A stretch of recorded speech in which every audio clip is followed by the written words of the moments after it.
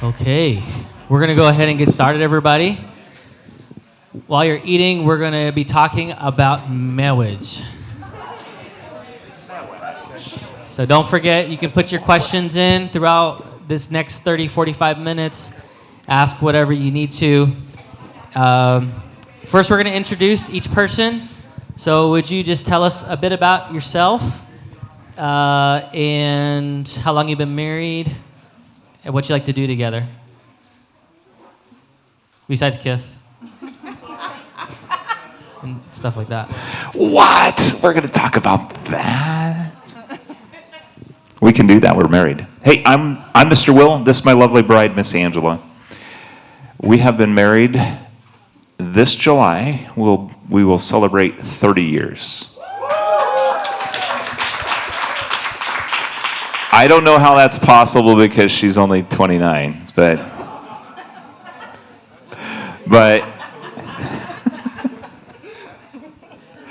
anyway, 30 years. What do we love doing together? Life, everything about it. Ministry, travel, spending time at the beach. We love students. We love a lot of things. We love riding our bicycle together. We have a bicycle built for two, called a tandem.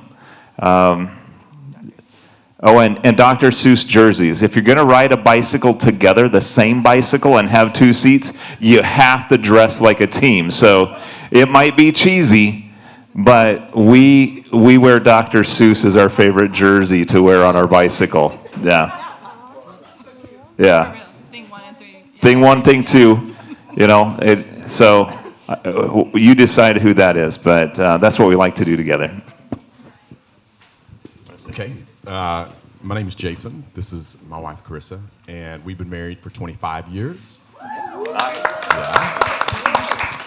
And we love just about anything sports related. We love doing ministry together. We love to laugh together. We love to eat a lot of different kind of foods and stuff. And we have plans to do more traveling together. Awesome. My name's Ethan. This is my wife, Naomie. Woo woo. Anyway, we've been married in June. Will be 4 years. And y'all can clap for that. Not that much clapping for that. Wow. They get four claps. There we go. Anyway, no, we do love eating together. My goodness. Anyway, we like playing games together. I win more so. We like watching shows, movies, when it's warm out, going and doing things. And then also, we do a lot of event planning, and we love doing that together, and just loving people, serving people. So, yeah. Very good. We're excited to hear. Oh, you guys haven't gone? You did, yeah. Okay. We're excited to hear about your responses. There's a lot of questions coming in. And the first one, we're going to jump right into it. Is, somebody asked about how do you know if someone's the one. But let's tackle it this way. What are the qualities in your partner that you found that make them a great husband or wife? And how did you know that they were the person that you were supposed to marry? Let's just tell them how we did it. What are the qualities that you enjoy about them? Naomie was on the dance team. Woo woo. Okay, definitely a quality. She's very confident and honestly loves Jesus probably more than I do. For sure. Yeah. She really, really loves Jesus, and you can see that a lot. And I saw that a lot. And she was also very confident, and she would be on the dance team, and yeah, it was just awesome. Yeah, so it was a lot of fun. It was a church dance team, y'all. Oh, okay. Yes, it was Levitical dancing, okay? So join a dance team? Yeah, so join a dance, find a dance team. Your spouse may be down, I'm kidding. What's the qualities in your spouse that make them a great husband or wife? And how did you know they were the person you were supposed to marry? Ethan is very selfless. But he's also very patient and kind. He allows me to kind of be myself. And I think the thing that drew me most about you is that you really allowed me to be myself, which is, I said that already, I'm redundant. How did I know he was the one for me? I had a lot of questions, a lot of things that I was able to share with him, and he did not run away from any of it. My family approved of it. His family approved of it, and we prayed about it, went to every person that we know that we value their opinion, and no one had any reservations. But like time and time again, things that I was worried about and prayed about, God would answer them without me having to ask him the question for my answers. And so family was huge for me, and he loves his family, and watching him do that, I knew that he would be the person that I can do life with, because I'm a huge family person, and if you don't like your family, then you ain't for me. But he was for me, so. And he loves God very much, and he is, the way you see him is, if you know him, you know he's very selfless. He was that way when he was single, like his whole life, since he was a kid, and so he ain't changed, so praise God. Praise God. I don't know that I actually went, okay, this is the one. Arranged marriage? That's how you do it in Alabama and Florida. Yeah, he's my brother. I'm just kidding. Not really all the visitors. Just They're kidding. Sorry. Yeah, he was on the dance team.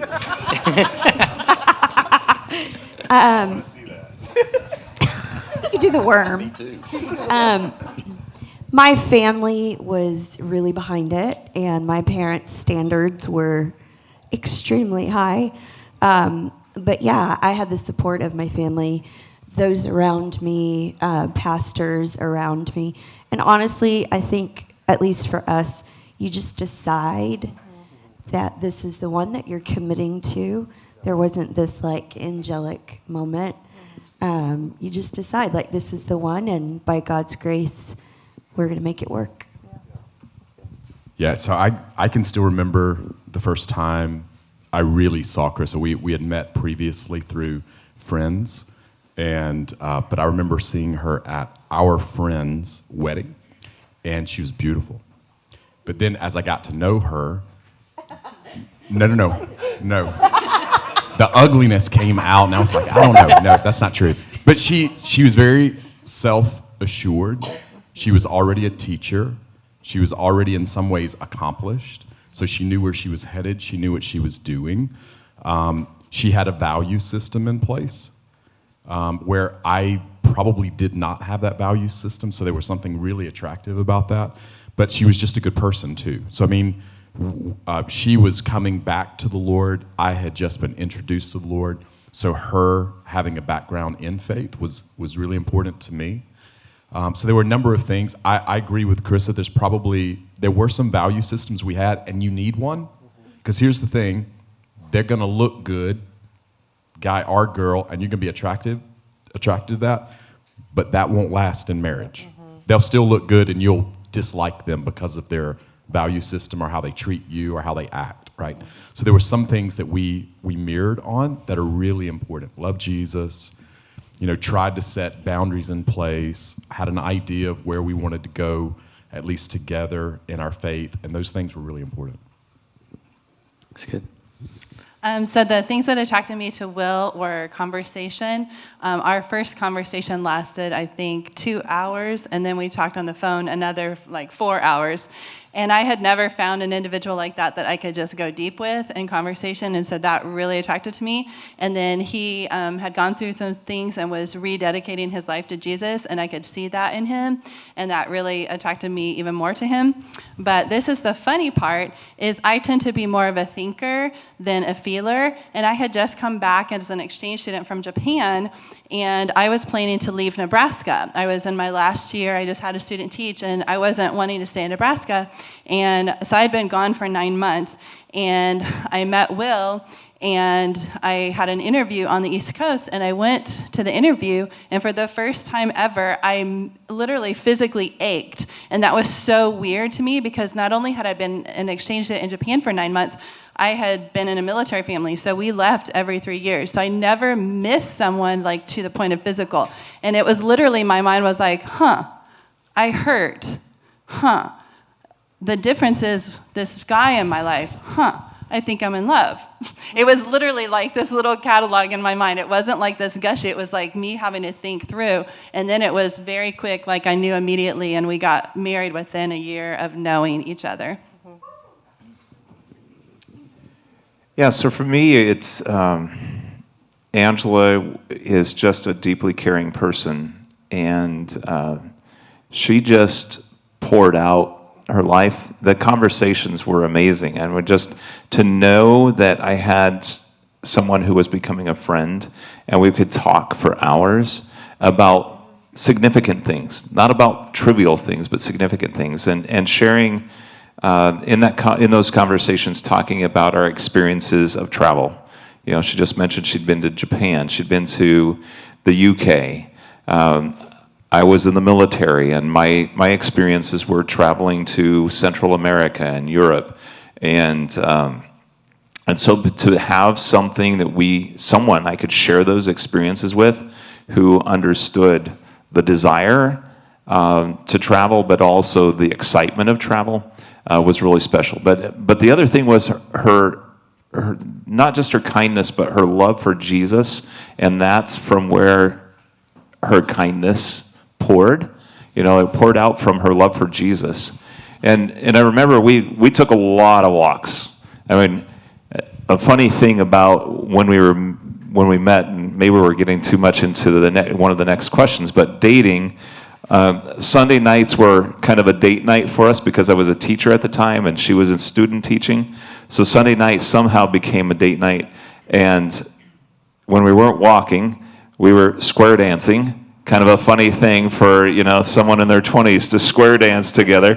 But hey, we love to dance. That's one of the things we do. We take dance lessons, but no longer square dancing. That seems kind of old-fashioned. But if we weren't dancing, we were walking. And one of the things Angela told me was that she wanted to be a vessel in my life, a God's vessel in my life. And she has been that. She has been an encouragement. Pastor Ethan was talking about how Naomie is, probably loves Jesus more than he does. I love Jesus, but I see Angela's love for Jesus really in a lot of ways surpasses my love. And that's where her kindness comes. That's where her, just everything about her faith comes. But it was all part of that as we met and dated, that I could see that in her and continue to see that 30 years into marriage. Good. There were some common themes if you were listening to like what they said versus what they said. I heard a lot of selfless. So if you're interested in growing in that, 1 Corinthians 13 talks about love. What is love like? It is patient, it is kind, it is not self-seeking, doesn't keep records of wrongs. And becoming like that makes you ready. And then I heard loving Jesus. As a Christian who's looking for a marriage, your goal is to glorify God in your relationship. It would make sense to look for someone who loves Jesus as much or more than you do. And so I heard those two themes at least. And then dancing. It seems, just kidding. So if you're a bad dancer, you might end up with a bad dancer. I don't know. But yeah, and then there's certain small things like confidence, the way she looked, the way you guys went on walks and understood each other's lifestyles. Those are some bonuses, but those two common themes. So we're going to kind of bounce back and forth a little bit because you guys are putting questions in. And if you didn't know, you can like a question. So if you look through the questions people have asked, you can like it, and I can know which ones you guys want to be asked the most. So I'm going to ask one of them. Let's see. And we're not going to have everybody answer the question, so just one or two, so we can get through more. Can you or should you kiss when you're dating as a Christian? And let's just talk about being a teenager dating. Can you or should you kiss on the lips? Who wants to take that? I don't know if we're the one to answer it, but we kissed the day before our engagement. So when we were dating, we didn't kiss because I think as a teenager, I don't know for why. I don't know. But I think fun? Could be. But That's for what us, you're thinking right now. We didn't want to rush into certain things that would, unlock or I guess unlock different levels to our relationship. So we kind of kept the physical aspect kind of to the side for a little bit so we can really know each other and get to know each other. So we honestly didn't kiss until like 9 months into dating. So. And how old were you guys when you started dating? We started dating, we were 28 years old. Turned out, so if you That's wait and self-control. keep waiting, the Lord has the one for you. He had it for me. And so you're not alone. And now I'm going, I ain't waiting until 28. I'll say this. The sooner you begin to have physical contact with somebody, the more easily you are deceived. Yeah. And it's the nature of biology, right? Where there's certain things that we're designed for, right? Sexually, those things should be expressed through in marriage, because when you give in to those things, it really does something in our brain, and you may make choices that you're going to regret for much longer than the moment that you're in them. But also, you can fall for somebody that is not, they're a terrible person. I'm just going to be really honest with you, and you won't know it, because sexually you desire somebody, and you give into something. And so I love what you guys did, because I feel like they got to know each other before they even kissed one another, and that was before they were, the day before they got engaged. So there was a commitment level there. So I know probably you're not going to listen to this, right? I hope you do, but I'm real too. I hope you don't, because if you really want to find the right one, there are some parameters and values that you need, because it's very easily to get sucked into something that can possibly bring a lot of pain into your life. If I can be super transparent, I was one of 3 sisters, and I went to school early for my age. So I graduated when I was 17 and went to college at 17. And I was very focused on studies, very focused on my dreams and things that I wanted. And my 2 younger sisters were not. And they had lots of boyfriends and very popular. And it wasn't that I wasn't popular, it just I wasn't interested in guys. And my dad one time made a comment, and he didn't mean it in a mean way, but he was very worried for my sisters because they had a lot of boyfriends, and he wasn't worried about me. But when my dad told me he wasn't worried about me, that did something in my mind like, oh, cool, I'm good. Well, in college, I was in a relationship with a young man, and it wasn't even very long, but he kissed me. And in my mind, I'm like, I'm cool. But inside, I was like, oh my goodness, something's happening in here. And I could literally see I could feel this, I was losing control. And so thankfully, God spared me. I didn't go any further, but I could literally, because I was like, oh, I'm cool. My dad said I was fine. I got a brain on my head. But you guys, when physical and emotional gets wrapped up, it doesn't matter how many smarts you have. It doesn't matter what your goals are in life. It unlocks something. And so you very clearly need to have boundaries from the beginning. And one thing that I always would tell our kids is never kiss laying down. That's just automatic. And another automatic boundary is don't have the opposite sex in your bedroom. If you're hanging out, you are not doing homework. So things like that is just having those boundaries for yourself, because then you don't get yourself in a compromising position. Yeah. You probably haven't studied Song of Solomon, but there's one interesting verse. Song of Solomon 8:4 says, do not stir up or awaken love before its time has come. So Pastor Jason, I think, hit this on the head, is if your plan is marriage, and there's a process like holding hands, kissing, it's supposed to be a good pace where you're ready to get married by the time that love is awakened. So if you do it too soon, that person's not the right person. You might be led to think that this is the person and get in the wrong relationship. So good responses. This question is like the most, 10 times. How do you know you are ready for a relationship? And remember, we're thinking about these students in this room. How do you know you are ready for a relationship? I'm assuming dating relationship. You're not. Bottom line, and I'll talk from personal experience, and I'm going to be very transparent here. I dated in high school, and I wasn't ready. I accepted Christ when I was 10, and had this most amazing experience in my walk. But as I got to high school, this pinnacle began to take this kind of nosedive, if you will. And I started dating, started kissing. When I was a senior in high school, I met this girl that she ended up becoming my high school sweetheart. And we got married way too young. She was 18, I was 21. I wasn't mature in my faith at that point. I wasn't mentally or emotionally mature. If I wasn't mentally or emotionally mature at 21, how can you be at 13, 14, 18? That relationship ended in divorce.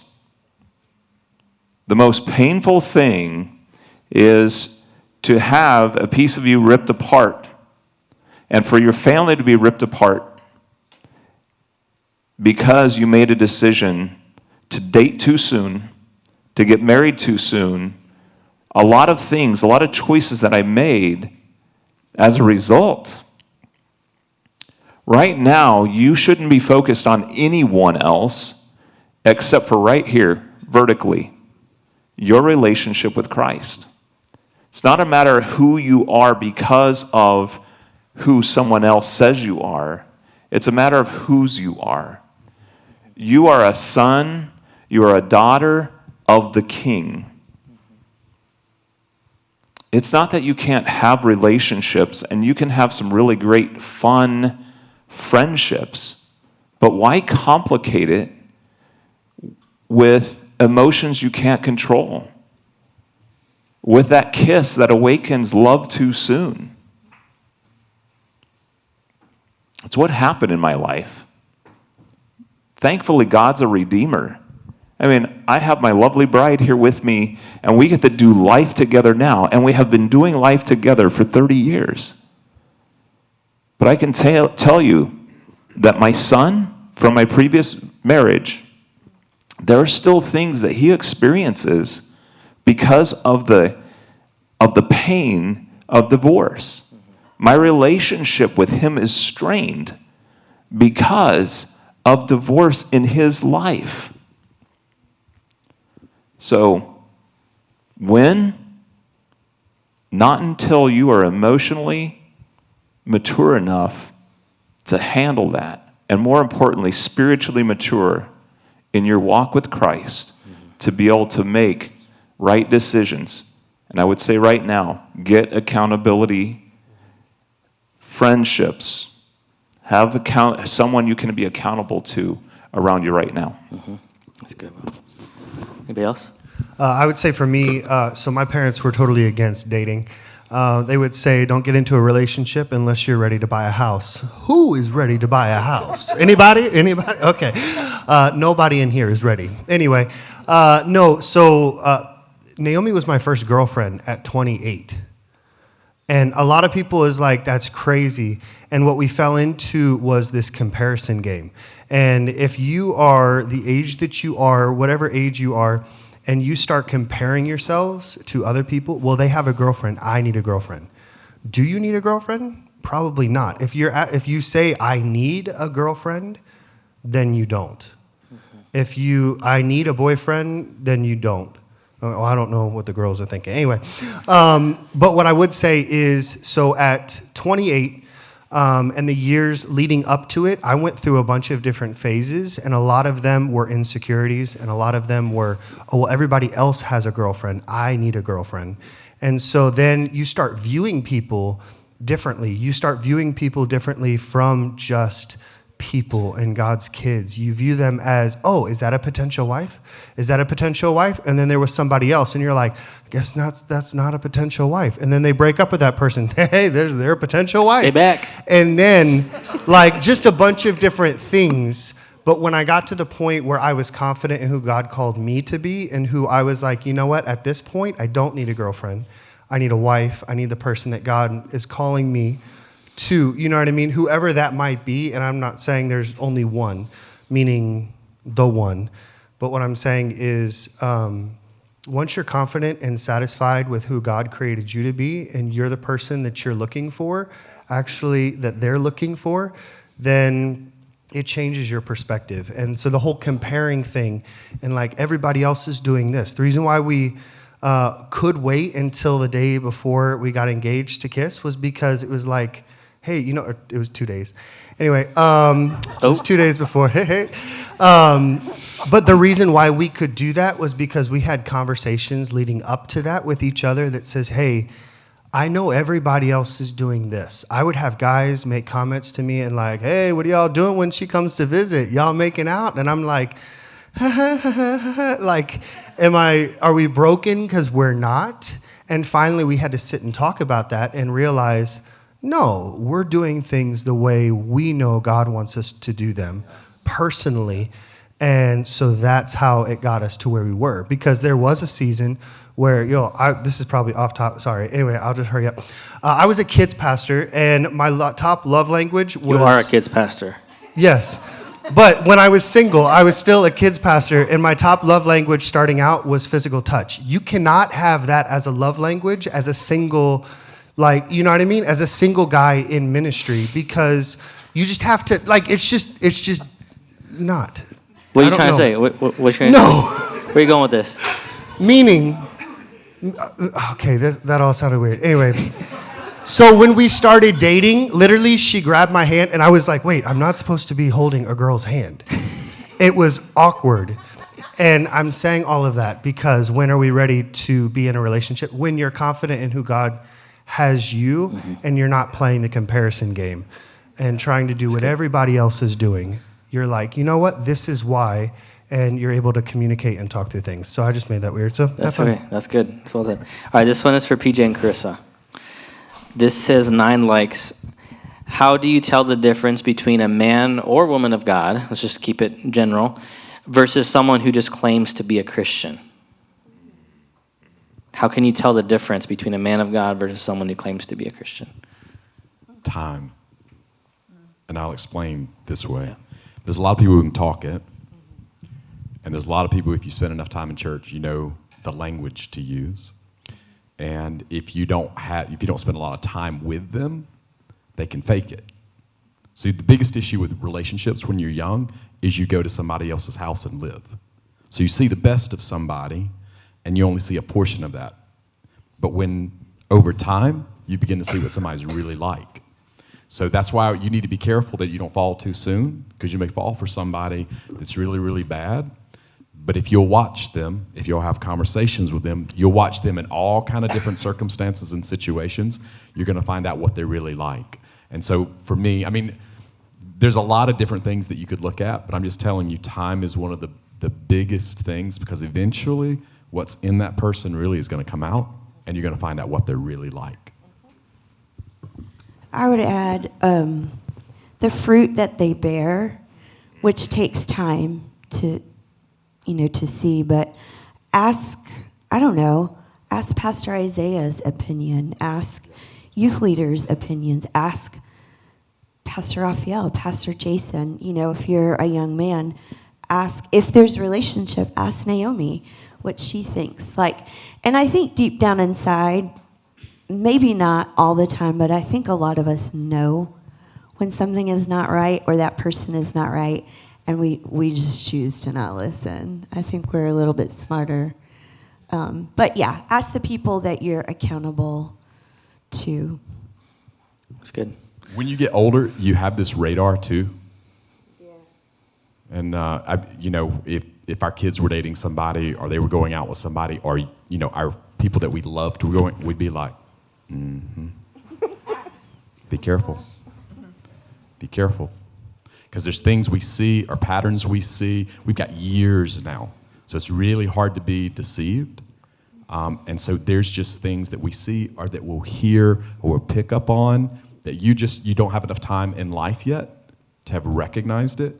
But there's just things that we have, that we see or hear or recognize, that we go, be careful here. And most people don't listen. I'm going to be really honest with you. You fall for somebody too early, you're probably not going to listen. But if your parent or caregiver or somebody that loves you goes, be careful here, watch out for this person, you need to step back and listen.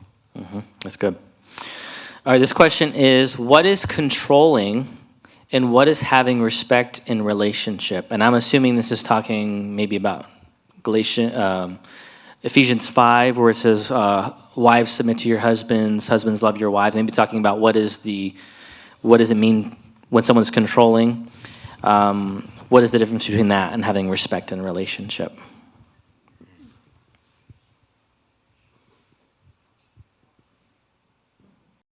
What is controlling and what is having respect in relationship?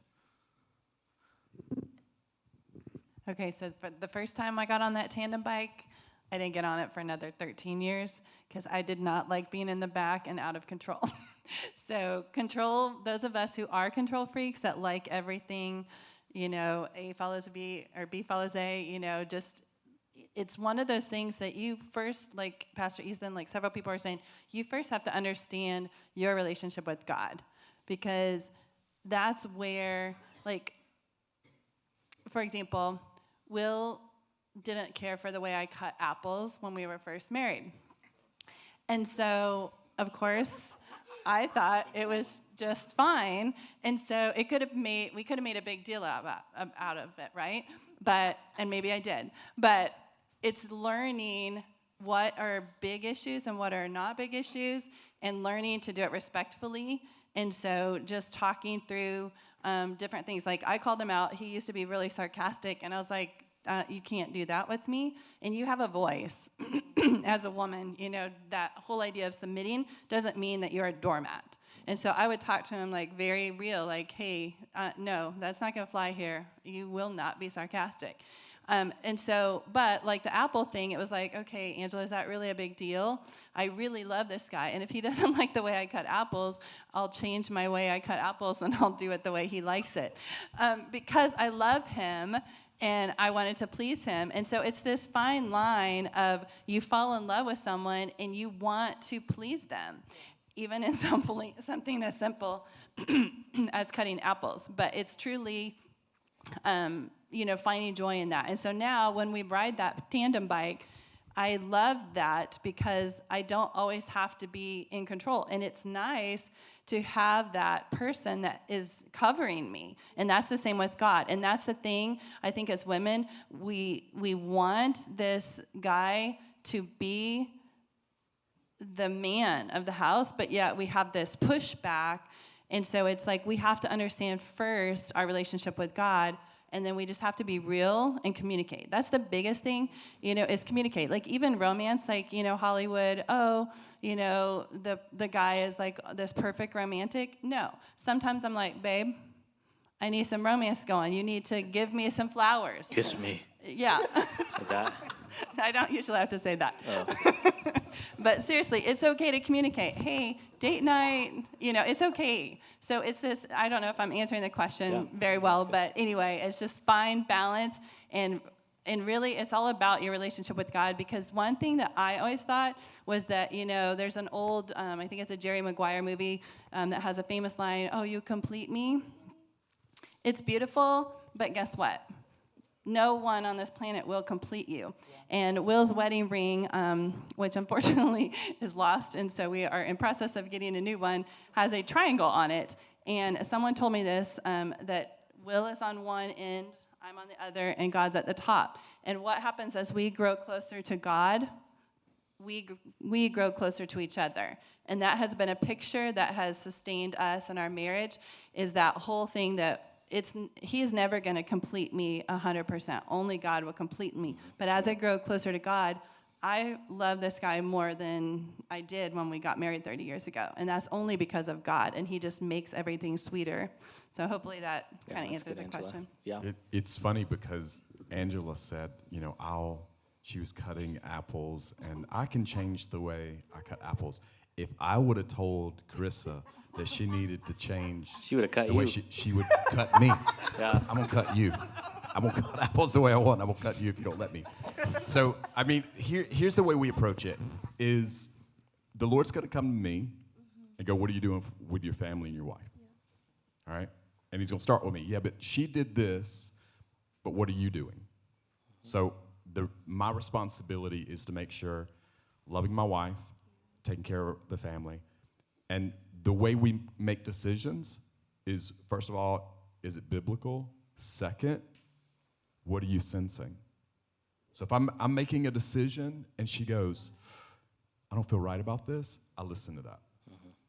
Yep. Because she's got, first of all, she hears the voice of the Lord as well, or the impressions of the Lord, but she also has an instinct with the Lord. And so I will wait, or I'll pause, or we'll talk about it, or we'll pray about it.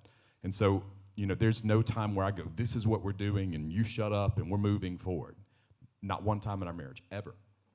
That's not Christ-like. So the goal is we talk about this, we pray about this, and then if she goes, I don't know, I'm going to trust your decision, then I carry the weight of that if there is a decision. So I trust her and what she hears. We do that together as a team. Yeah, that's well said. This question is really important. It's got 9 likes. How to get RIZZ? Oh, right, you go interpreter. dancing. You go dancing. A little interpreter. charisma. Let's go. Okay. Some RIZZ. What is Salsa. RIZZ again? What is RIZZ? It's like Charisma. game. Zoe, what is RIZZ? Yes. Hey, So how does that Okay, apply? Zoe, How does that apply to a relationship? I don't know. use it in a sentence. So How do you get someone? Like, how do you get RIZZ? Like, RIZZ is like what you use to get someone. It's like, how you can become attractive? Like, how do you? how do you get a girl? Pray about it. It was natural for me. So those of you who don't have it, I'm sorry. Yeah. hey, here's the deal. Here's the deal. Yeah, I knew First what of all, RIZZ was, for and I was still trying to. $24.99, we've got something yeah. that we'll give you to help. We're you gonna do a out. seminar. So RIZZ might be something that you want or think you need in order to attract someone. But here's the thing. Here's the thing. Tell us. If you have a relationship, going back to what Angela said, your relationship with Christ is going to be more attractive than anything you can say or do to try to attract someone. Be yourself. Don't be what everyone else thinks you should be or tells you should be. Pastor Ethan was talking about it. It's like, well, maybe we're odd. Maybe we're different. Hey, be different. Be okay with that. Have your relationship with Christ, and that's going to be what attracts you to someone when you see that in him or her. And vice versa. He or she is going to be attracted to you because of what they see in you, and it has nothing to do with charisma. Right? I will say, some of you guys need to dress well, though. I just got to say that, okay? Because if the girl that you like her bad, right, Chris? The Creole version. If they are super stylish and you're walking in with slides, I mean, Nebraska's different, where a girl will just settle with a guy who dresses like that. And hike up your pants, dude. Look presentable, look like you're trying. At least shower, smell good, brush your teeth. Those are simple ways that everyone should at least be For real. presenting themselves, right? Yeah, I was going to say, I think there's some common sense things that you've got to incorporate into your life, because we can make ourselves better, we can improve. Some of us are a little bit socially unaware, and you learn from others, right? Or just again, talking to Pastor Isaiah, is this acceptable? Is this cool? Is this not? Not to the point where you're a chameleon and you just feel like you need to change. We're not saying that, but I think there's room for improvement on some levels. I'll say this too. A lot of people are trying to be something they're not, and that you're trying to learn. You're right. You're trying to grow. Be careful what you use to attract somebody, because you may attract somebody that you don't want. And so be careful what you're putting out there, because you may get a type of person that will bring a lot of destruction. So it's early in the game, but be you. And you may be a certain version of you right now, but be that version of you, because you got time. You're going to grow. You're going to learn. You're going to, hopefully you get some RIZZ. I don't know. Maybe. Maybe not.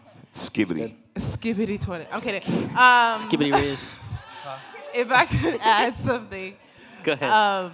Yes, be aware of how you look, but also like what Pastor Jason said, like don't go out trying to like buy shoes and buy all these things to look a certain way, because if you have to keep dressing up, you have to continue that to keep them.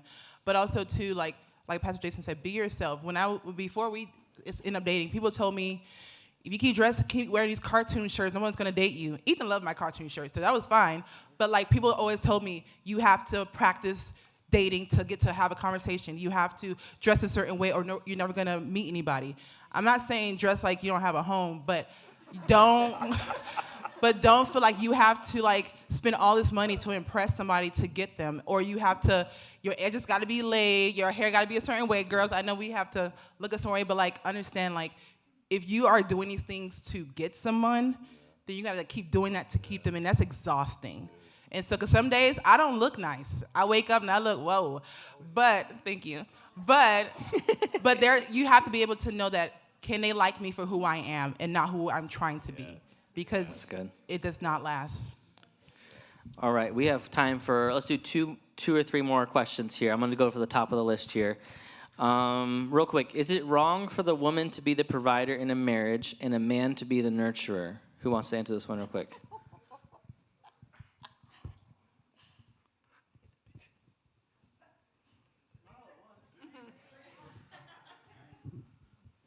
I've never seen it go well. Doesn't mean that it can't. So I want to clarify that. I just personally have not seen it go well. Especially if she is a strong, independent woman.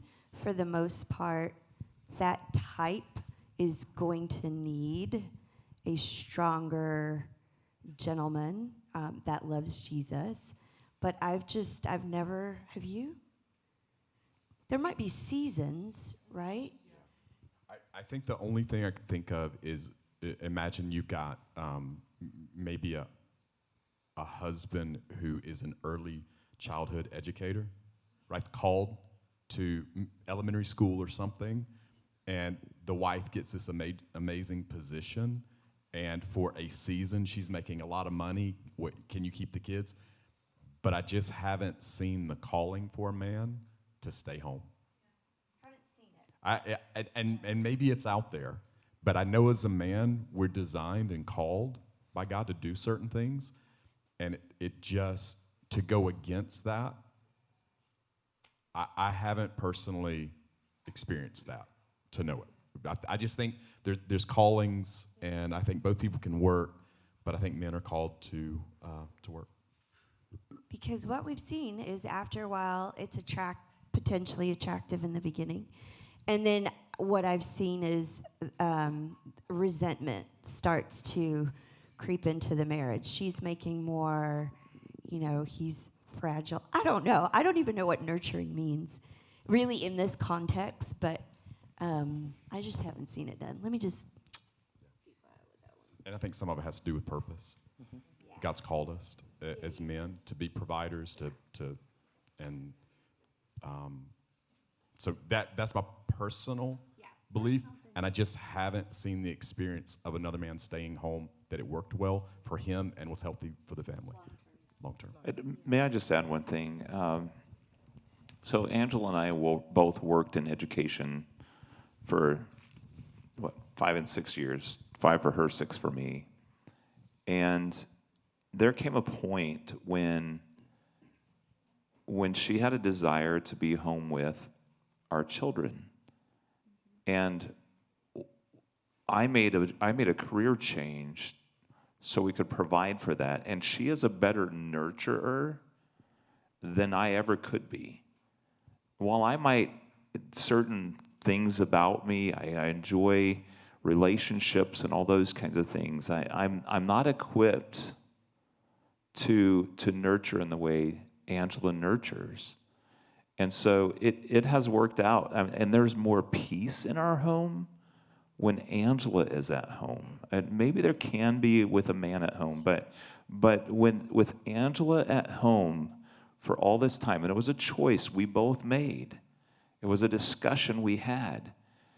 And part of it is that she had a desire to be mom, but she also had a desire to be author.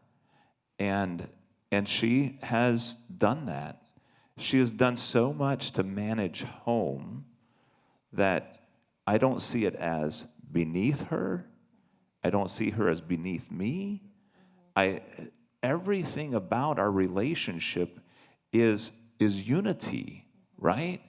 And so I don't think there's an issue with man providing. You know, God calls us as men to love our wives as he loved the church. And he took bold risk and did amazing things. And he went all the way to the cross for us. And that's what I believe we should do as men, is we should go to the cross. We should bear that for our families. I don't know of any situation where it's gone well. I don't know a lot of situations where dad has stayed home. But I can tell you what blessing it has been for Angela to be at home. And there's so much peace. Let me say that. There's just peace in our home as a result. Yeah, that's good. All right, so we are out of time. But this is recorded, and I'm sure if y'all could stick around for 15 minutes or so. If you have more questions, or amongst your care teams the next few weeks at small group, feel free to ask these questions. You don't have to Google them. Okay, I know a lot of times we Google questions like some of these questions are on here. What's the best way to get over a hard breakup? And you Google it. That's fine, but you don't know who's on the other end of that answer. Is it a godly person? Have they gone through this? And so go to people, especially with these kind of things that you know and you trust their character. You can Google a lot of stuff, but relationships are pretty serious, and it's important to get it right. So there's more questions on here we're not going to be able to get to because of time, but we're going to close in prayer, and we encourage you guys to keep asking those hard questions, all right? Can I say one thing? Go ahead. It's not a wrong desire to have a relationship. It's not a desire to want to be loved. It's not a wrong desire to want to kiss somebody. That's part of our sexuality. That's a normal part of being healthy. That's a normal part of growing up, right? And that's what we're headed for in your life. I just want you to know that you got time. And one wrong decision or a couple of wrong decisions when you're young, you'll limp some in life. Now, God's a great redeemer, just like Will talked about. But as a parent, we always want to keep our kids from certain things so you don't have to limp. And so you may not, I know you're listening to, I don't think you're probably hearing me, but I'm hoping something will stick. You don't have to be in a hurry, y'all. I promise. There's somebody out there for you. There's multiple God-fearing, loving people out there for you. I don't believe there's just one. I think you have choice, and I think you're going to meet a lot of people that you go, man, they're quality people, all right? So I don't think you have to be in a hurry. What you need to work on is you, relationship with God, finding out who you are, finding what God put inside of you. What are you learning? How are you growing? Where are you going? And along that way, as you're figuring that out, I promise you're going to meet some people that are quality marriage potential. Yeah. Lord, thank you for these men and women. And Lord, they're earnest. They want to know. And you give us a picture in Scripture, Lord, about what marriage is. And it's so much more than just emotions. It's so much more than falling in love.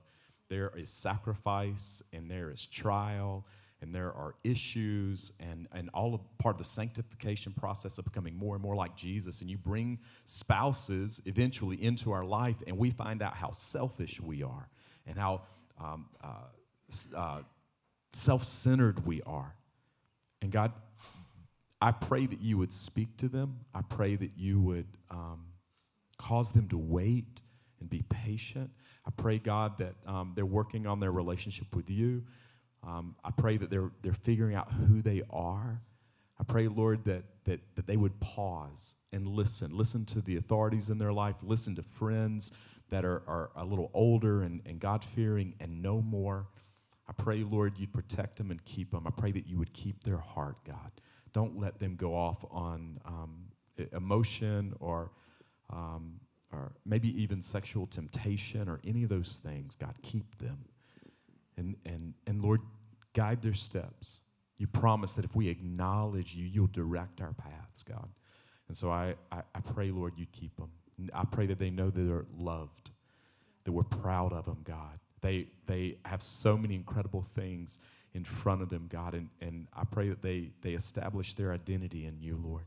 I pray that you help them walk through difficulty. They're not broken. They're not unworthy of you, Lord. They're not so many things that culture lies to them about. They're on time. And I pray, Lord, you'd meet them, strengthen them. I pray that they know they're loved by you. And God, they can always come to us. Ask as many questions as they want. We'll talk to them. We'll share what we know, and we'll point them to you. And I pray that you'll meet them in Jesus' name. Amen. Can you put your hands together for our panelists? Thank you so much.